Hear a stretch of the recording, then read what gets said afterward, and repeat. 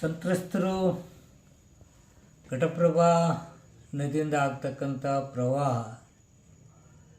ರೈತರಿಗೆ ಸಾಕಷ್ಟು ಹಾನಿಯನ್ನುಂಟು ಮಾಡಿದೆ.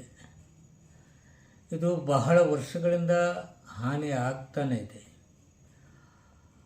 ಅದರ ಜೊತೆಗೆ ಪ್ರವಾಹ ತತ್ಕ್ಷಣ ಇಳಿಮುಖ ಆಗಲಾರದೆ ತಡವಾಗಿ ನೀರು ಸರಿದು ಹೋಗ್ತಕ್ಕಂಥದ್ದು ನಮ್ಮ ಗಮನದಲ್ಲಿದೆ.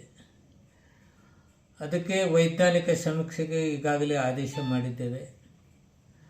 ಅದರ ಜೊತೆಗೆ ತಮ್ಮ ಜೊತೆ 6ರಂದು ರೈತ ಸಹಕಾರಿ ಸಂಘದ ಜೊತೆಗೆ ಹಾಗೂ ರೈತರ ಜೊತೆಗೆ ಹಾಗೂ ಪ್ರವಾಹದಲ್ಲಿ ತೊಂದರೆ ಒಳಗಾದಂಥ ರೈತರ ಜೊತೆ ನಾನು 6ರಂದು IBಯಲ್ಲಿ ಮಾತನಾಡಿದ್ದೇನೆ. ನಿರಂತರವಾಗಿ ಮುಖ್ಯಮಂತ್ರಿಗಳ ಜೊತೆ ನಾನು ಸಂಪರ್ಕದಲ್ಲಿದ್ದೇನೆ.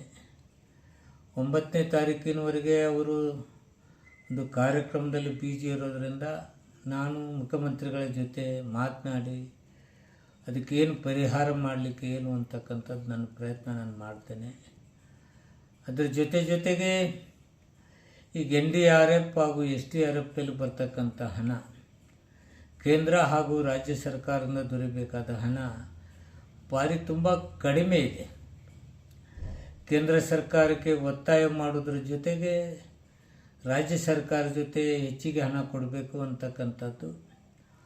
ಅದರ ಜೊತೆಗೆ ನೀರು ಯಾಕೆ ತತ್ಕ್ಷಣ ಕೆಳಗೆ ಸರಿಯುವುದಿಲ್ಲ ಅಂತಕ್ಕಂಥ ವೈಜ್ಞಾನಿಕ ಸಮೀಕ್ಷೆ ಆದ ನಂತರ ಸರ್ಕಾರಗಳ ಮೇಲೆ ಏನು ಮಾಡಬೇಕು, ಇದಕ್ಕೆ ಒಂದು ಪರಿಹಾರ ಬೇಕಾಗ್ತದೆ. ಪ್ರತಿ ವರ್ಷ ಇದು ರೈತರಿಗೆ ತೊಂದರೆ ಆಗ್ತಕ್ಕಂಥದ್ದಾಗ್ತದೆ.